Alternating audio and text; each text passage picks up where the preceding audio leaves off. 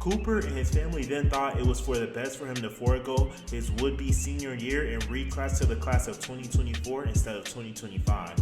This will now mean that Cooper's junior year will be his last season in high school ball. But guess what? We do not care. Because Cooper made it clear that he could handle it. He even got to the point where the 2025 NBA draft was deemed the Cooper flag draft. I don't think I understand how crazy this is, as most people don't get a draft named after them unless certain conditions are made. 1. You have to be a generational talent. 2. You have to have generational hype. And 3. You have to have dominated the college ranks or overseas for at least a year. Think the Anthony Davis draft in 2012, the Zion Williams draft in 2019, or the Victor Wembanyama draft in 2023. The reason for this is mainly so NBA teams can have an idea of what years to tank so they can have the best odds at winning the draft lottery and having a chance at these generational prospects. So for a 16-year-old kid to have a draft named after him before he could even have the chance to play his third high school season says a lot, to say the least. But you would be hard-pressed to say Cooper didn't earn the hype he was getting after the performance he put on. This led into Cooper's junior year, where he went past just having the potential to be the first pick, basically being a done deal in most people's eyes.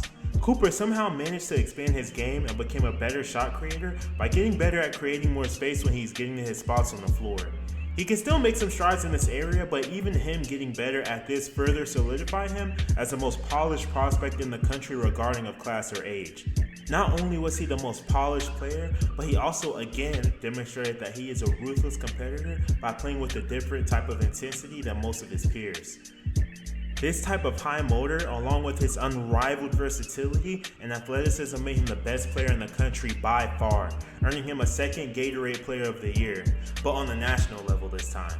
What made these feats so much more impressive is that Cooper did get the individual numbers and awards, but he also led Montverde to an undefeated 33-0 record and route to a national championship.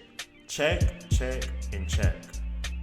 Believe it or not, Cooper's crazy feats were not done getting built up. Would you believe me if I said Cooper dominated some of the NBA's best players as a 17-year-old? Look, I already know that what you guys are thinking. I'm glazing, but hear me out. This past summer during the Paris Olympics, Cooper was invited to play for Team USA on the select team. If you are unfamiliar, the USA select team is basically the squad that the real Team USA gets to use as an appetizer to play around with until they actually start with playing their real competition, the other countries who also make the Olympics.